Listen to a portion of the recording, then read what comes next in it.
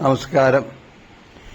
ഞാൻ ഇന്നിപ്പോൾ അവതരിപ്പിക്കാൻ പോകുന്ന ഒരു പ്രധാന വിഷയം വിവാഹ വിഷയവുമായി ബന്ധപ്പെട്ട് സ്ത്രീ പുരുഷ ജാതകങ്ങൾ തമ്മിൽ ചേരുമോ ഇല്ലയോ എന്ന് ഒരു ജ്യോത്സ്യന്റെ അടുക്കൽ ആളുകൾ വന്നിട്ട് സാധാരണ രണ്ടു കൂട്ടരുടെയും ഡേറ്റ് ഓഫ് ബർത്തും ജനിച്ച സമയം, അത് പകല രാത്രി എത്ര മണിക്കാണ്, ഇതാണ് കൊടുക്കാറ് പതിവ്. അത് വെച്ച് രണ്ടുപേരുടെയും ഗ്രഹനില ആദ്യം എടുക്കും.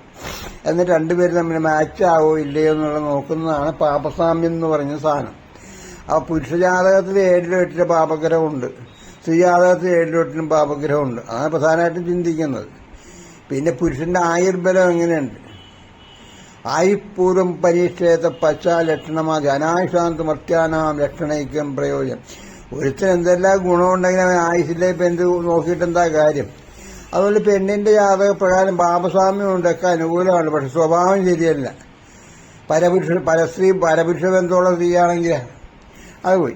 ഇനിയിപ്പോൾ പുരുഷജാതക പ്രകാരം കേന്ദ്രസ്ഥിതാഹ മന്ത്രനിശാകരാർക്കായത് ഈ മദ്യപാനി, കടുത്ത മദ്യപാന യോഗമുള്ള പുരുഷനാണെങ്കിലോ അതും കല്യാണം കഴിച്ചുകൊണ്ട് പ്രത്യേകിച്ച് പ്രയോജനം. അങ്ങനെ ഒരുപാട് കാര്യങ്ങൾ നോക്കാറുണ്ട്. അതിൽ പാപസാമ്യവും ജാതക ചേർച്ച മാത്രമല്ല, ഒരു പുരുഷന്റെ ജാതകം അവനെങ്ങനെ എന്തായിത്തീരും, അവന് ആയുർബലം ഉണ്ടോ, പെണ്ണ് പുരുഷന്റെ കൂടെ ജീവിക്കൂ, പെണ്ണ് പ്രസവിക്കുന്നതാണ്, പ്രധാനമായിട്ടും ഗർഭാശയത്തിന് വല്ല കുഴപ്പമുള്ള പെണ്ണാണ്, സന്താനങ്ങൾ ഉത്പാദന ശേഷി, വിവാഹം നടത്തുന്നത് തന്നെ വംശവൃദ്ധിക്ക് വേണ്ടിയാ.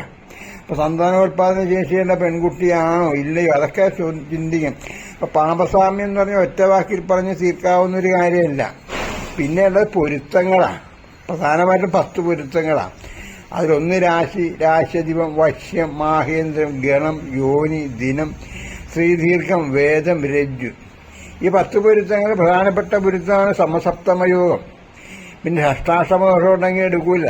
സ്ത്രീ ജനിച്ച കൂറിൽ നിന്ന് 3 5 7 ആണെങ്കിൽ എടുക്കൂല.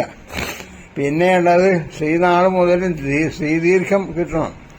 അങ്ങനെ ഒരുപാട് കാര്യങ്ങൾ പൊരുത്ത വിഷയത്തിലുണ്ട്. അതുപോലെ പ്രധാനമുള്ളൊരു വിഷയമാണ് ദശാസന്ധി. രണ്ടു കൂട്ടരുടെയും ദശാകാലം തീരുന്നത് അറ്റേറ്റായി 1 വർഷത്തിനുള്ളിൽ അല്ലെങ്കിൽ 6 മാസത്തിനുള്ളിലാണെങ്കിൽ ഇതിന് ദശാസന്ധി എന്ന് പറയും.